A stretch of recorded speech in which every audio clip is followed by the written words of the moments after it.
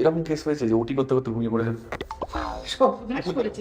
তুমি তো আমার ব্যবসা চৌপট করে ফেলে দিয়েছো। এবার পিডিয়াট্রিশিয়ান আর গুগলে মিলে বাচ্চা নিয়ে টানাটানি হয়েছে। পিডিয়াট্রিশিয়ান বাচ্চার জিভে ওম লিখতে দেবে না, আর গুরুদেব বাচ্চাকে টেনে নিয়ে করিয়ে কাঠি দিয়ে মধু দিয়ে ওম লিখবে জিভে। মনে মনে করলে গুরুদেব তো আগেই ছিলেন, আগেই একটা হয়ে গেছিল, তিনটে গিয়ে চারটে পড়ে যেতে হলো। ভুল হয়ে গেছে, আমার অ্যাবর্শন চাই। আপনি তাদের বিয়ে দিয়ে দিচ্ছেন। এরকম বললে কি বিশ্বাস করবে সত্যি হয়েছে? নমস্কার, আমি সুমন। আমার সঙ্গে আজকে রয়েছেন ডক্টর বর্ণালী ঘোষ। আজকের আলাপচারিতা একান্তভাবেই আজকে ওয়ার্ল্ড ডক্টরস ডে, এবং ডক্টরস ডে এর পার্সপেক্টিভ থেকে আমরা বিভিন্ন বিষয় নিয়ে আলোচনা বিভিন্ন জায়গায় শুনে থাকি। আজকের আলোচনাটা অতটা সিরিয়াস নয়, বিশ্বাস করুন। আজকের আলোচনাটা একান্তভাবে আমরা খিল্লি করবো, কোট আনকোট। কিছুটা অবশ্যই ইনফরমেশন গ্যাদার করার জন্য, যেগুলো আপনারাও জানেন না কিন্তু জানতে সাংঘাতিক রকমের কৌতূহল, এবং কিছু বিষয় অবশ্যই নির্মল আনন্দের জন্য। প্রথমেই ma'am, welcome to the show.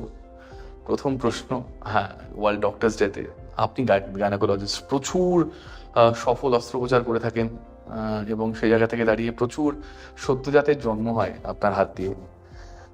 আমরা তো জানি যে আমরা যারা বড় হই, আমার বাবা একবার বলেছিল আমাকে যে তুই এত বাড়লে কি করে জানিস? আমি কেন? ছোটবেলা থেকে ঠিক করে মারা হয়, শাসন করা হয়নি। Just like that. আপনি জানেন যে প্রত্যেক বাচ্চা যখন বের হয়ে থাকে ঠাস করে একটা মারা হয়। মারাটা কেন হয়, এটা আমার ফার্স্ট প্রশ্ন। মানে বড় হয়ে আরো মার খাবি? ফার্স্টে আমি দিয়ে শুরু করলাম। কথাটা যেভাবে বলেছো একদমই ঠিক। মানে বড় হয়ে অনেক মার খাবি, প্রথমটা আমি শুরু করলাম। এটা একটা ভালোই এক্সপ্লেনেশন, হতেই পারে, চলতেই পারে। কিন্তু আমি তোমায় বলি, মানে এখন সেই মারাটা, পা ধরে তুলিয়ে পিঠে মারাটা ঠিক এখন ওইভাবে আমরা করি না। মানে যদিও আমরা যখন মুভিতে বা অন্য জায়গায় দেখানোর চেষ্টা করি যে বাচ্চা বেরোলো আর ডাক্তার দেখবে এরকম করে ঠ্যাং ধরে ঝুলিয়ে একটা পিঠে দিল মা, বাচ্চাটা খেতে উঠলো, it is basically a form of stimulus. যে বাচ্চা জন্মেই কাঁদে তা কিন্তু ওর মারতে হয় না। তো পরে আমরা চুপ করানোর জন্য মারি, কিন্তু এখানে আমরা কথা বলানোর জন্য মারি। ঠিক আছে? যে বাচ্চা কথা অলরেডি বলেনি, মানে জন্মেই কেঁদে ওঠাটাই হচ্ছে কথা বলা। তো এই মারলে কি হয়, একটা চেস্টে, মানে পিঠে থাপ্পড়টা মারলে চেস্টে একটা স্টিমুলেশন হয়, তার জন্য বাচ্চার ফার্স্ট ব্রিথটা সে নেয়। আর এটা জেনে রাখা দরকার যে বাচ্চা যখন পেটের ভেতর থাকে তার লাংস গুলো দুদিকে কোলাপস থাকে, মানে সেখানে হাওয়া থাকে না, কারণ বাচ্চা একটা জলের থলির মধ্যে থাকে, তার নিজের শ্বাস প্রশ্বাস নেওয়ারও দরকার থাকে না। ন্যাচারালি যখনই মায়ের থেকে আমরা ওকে বের করে দিচ্ছি, এবার তো খোলা হওয়ায় শ্বাস নিয়েই বাঁচতে হবে, লিভিং অন ইওর ওন, তো তার নিঃশ্বাস নেওয়াটা ভীষণ জরুরি। আর এই নিঃশ্বাস নিলে লাংসটা প্রথম খুলে যায়, যে এয়ার ব্যাগগুলো, অ্যালভিওলাসগুলো খুলে যায়। এবার বাচ্চা যদি বেশ কিছুক্ষণ না কাঁদে তাহলে ওর কোলাপস স্টেটেই থাকে। ন্যাচারালি আমাদের স্টিমুলেট করতে হয় যে কাঁদলেই এয়ার ভেতরে যাওয়ার একটা ব্যাপার থাকে, এবং তখন ফার্স্ট ব্রেথটা হয়, লাংসটা আর এয়ার ব্যাগগুলো, অ্যালভিওলাসগুলো খুলে যায়। That's just that. পরবর্তী প্রশ্ন, হাসবেন না, আগে থেকে বলছি।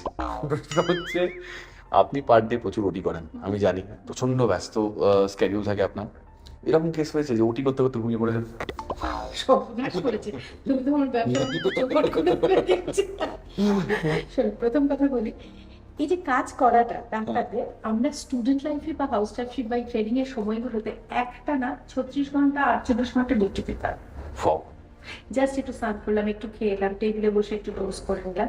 তো ধরতে পারো যে আমাদের সময় ডাক্তারি কারিকুলামটা ওয়াজ আ বেসিক ট্রেনিং ফর এই পরবর্তীকালে আমাদের যেটাকে ফেস করতে হবে।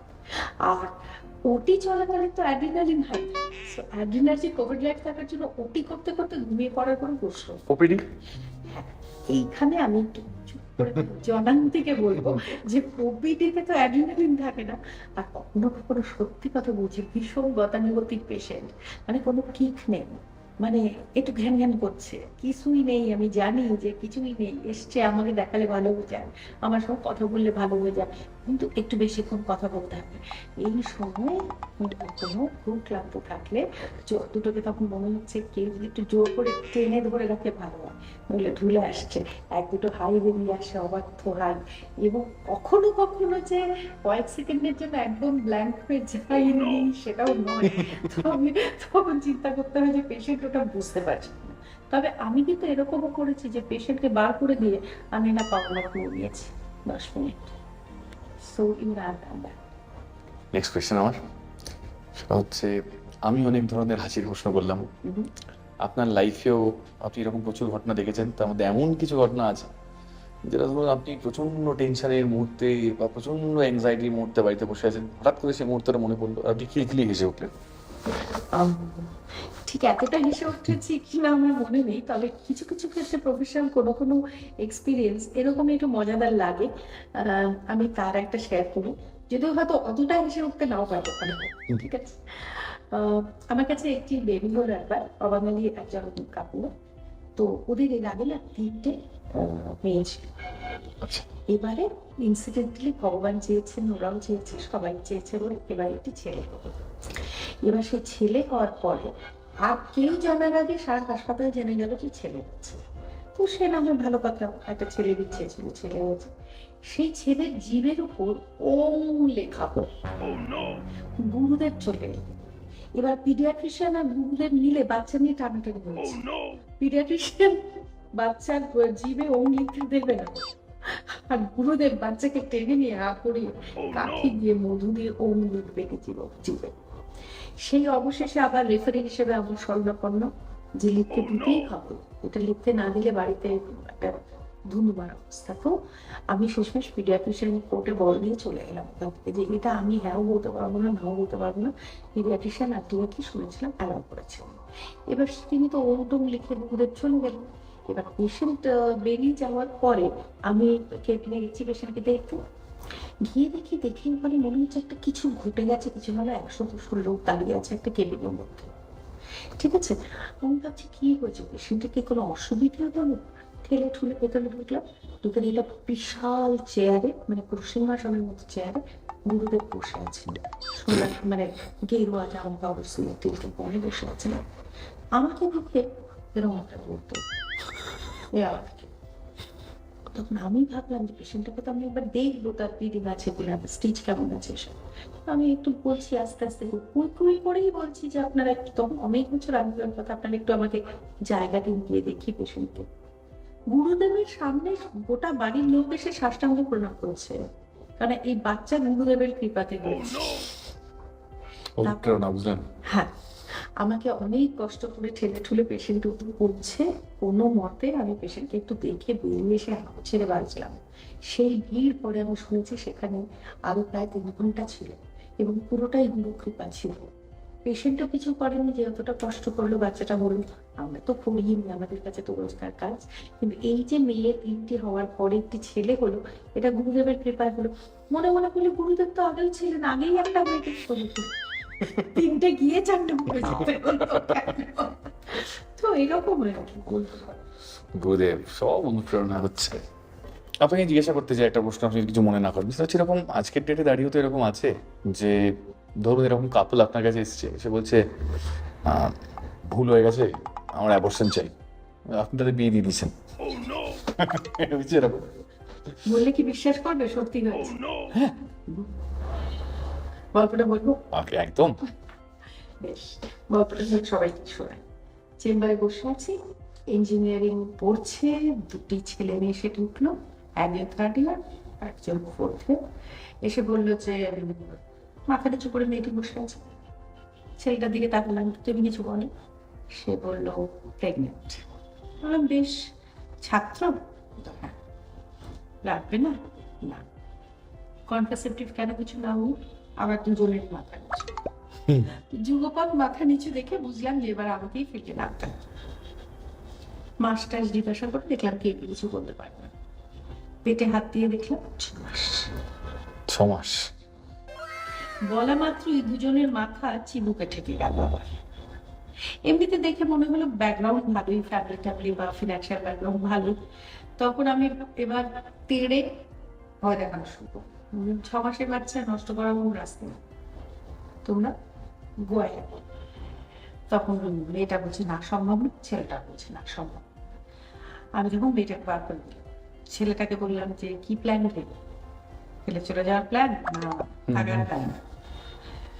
না হবে না, থাকার। আমি তাহলে বিয়ে করে নেব। ওরে বাবা আমি পারবো না বলে দোকান ধরে দাঁড়িয়ে আছে। বললো কেন পারবি না কেন? আমার বাবা মফস্বলে স্কুলে হেডমাস্টার।